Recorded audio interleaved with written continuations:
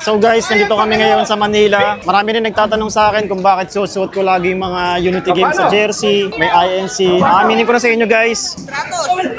Aminin ko na sa inyo na INC nga ako since birth. Kaya kung mapapansin nyo sa mga video ko, hindi talaga hinahaluan ng mga sugal kasi nga bawal po sa amin yun guys. So, huwag kayong mag-alala guys, yung ginagawa ng INC ngayon para din sa bansa natin. Trillion ba naman yung nawala sa atin, so hindi ba tayo kikilos? For transparency, alam nyo naman guys, yung flood control nga na nangyayari sa bansa natin, trillion yung nawawala. At yung investigation lang, yun lang ang gusto na mangyari ng INC, yung investigation, maging transparency. Kumbaga, yung mga taong bayan, makita nila yung linaw ng investigasyon na ginagawa. Kasi sa ngayon, parang iniiba-iba na nila yung mga usapan eh. Kung ano-ano nila yung mga pinapasok nilang topic, tapos imbes na pagtuunan nila yung investigation, nililis nila yung topic lagi. Ipapakulong pa nga nila yung mga senador. Biro mo, senador, ipapakulong daw rin nila. Saka bibihira lang ito mangyari guys. Kapag ginawa ng INC to, ibig sabihin may something na nangyayari sa loob ng gobyerno natin. Boss, ano ba sa tingin mo nangyayari sa investigation ng flood control, boss? Dapat napanagot na yung mga may kasalanan. Oo. Pero sa tingin mo, boss, kung si Duterte yung namumuno, boss, tapos agad to? Tapos agad. Tapos agad, no? 3 days. 3 days na.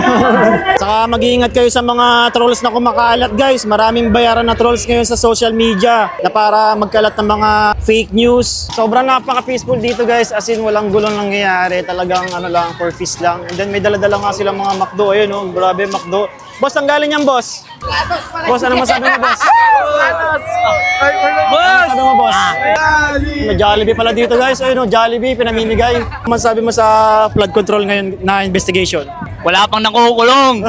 Kaya pa lang kami nagrarally dito, guys. Paikot lang to. Salamat, eh. Iwan tayo. Ang B1 daw, inaantay mo. Pero iba yung pinunta ko dito, boss, eh. Sige, okay na. Transparency pinunta natin dito, guys, di ba? Para sa rally. Kami magsasabi dyan, ay, mga ano, yung mga kalat-kalat nyo. Guys, alam nyo guys, meron lang nagwawalis dito, guys. So wala talaga kayong masasabi, guys. Kumbaga, iiwanan namin itong malinis, aalisin din namin ito ng malinis. Boss, anong masasabi mo, boss? Ibaba ang presyo ng fishball. Maraming magagalit sa amin, guys, dahil nga yun, 2% lang kami. Pero iba yung kaisahan ng iglesia. Yung 2% na yun talagang sama-sama. Hindi katulad sa mga ibang sekta, watak-watak sila, di ba? Tapos sinasabi pa ng ibas, Chong, binayaran daw tayo, Chong. Di ba? Marami nagpapakalat ng fake news eh. Biro nyo guys, ang daming ang occupied na dito lahat ng mga hotel. Fully booked na lahat. Tapos ako mismo content creator, magpapabayad pa ba tayo? Ocean Park guys, sarado na. Huwag kayo maniniwala sa mga trolls dyan, sa mga binayaran na yan. Sobrang dami na rin na nakatalagang mga pulis dito guys. INC for Transparency is Justice. Jollibee. Saan mo na ko yan, sir? Saan mo na kuhain, sir? Diyan na, pinamimigay dyan. No? Namimigay lang, oh, grabe. Ang mga kapatid natin sa Scan, yung nagsasaayos ng ano natin, kapaligiran. Sir, anong lokal niyo po, sir? Lokal ng Mayo po. Lokal ng Mayo. Mag-ingat kayo parati, sir. Saludo ko sa lahat ng kapatid natin sa Scan. Ang mga kompletong hakbang. Ayaw na natin ng mga drawing. Ayaw na natin ng mga salita at mga pangakong walang laman. Anong page niyo yan? Guys, meron pang isang parte na nagrarally din sa Pilipinas ngayon. Ayun yung part ng Ayun yung part ng EDSA. So, kung may mga kaguluhan man lang doon, guys, hindi na po namin sakop yun, guys. Yung pila sa Jollibee guys. Jollibee yan mismo. Yun. Jollibee talaga yun. Jollibee yan, guys. Grabe, pila na yun, guys.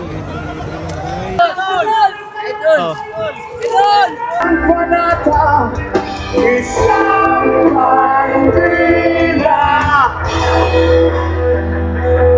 Wow! Para sa kinaukukulan, peking bayani. Oh, isang landas na dadahan. Sa panahon ito po ng kawalan ng katiyakan,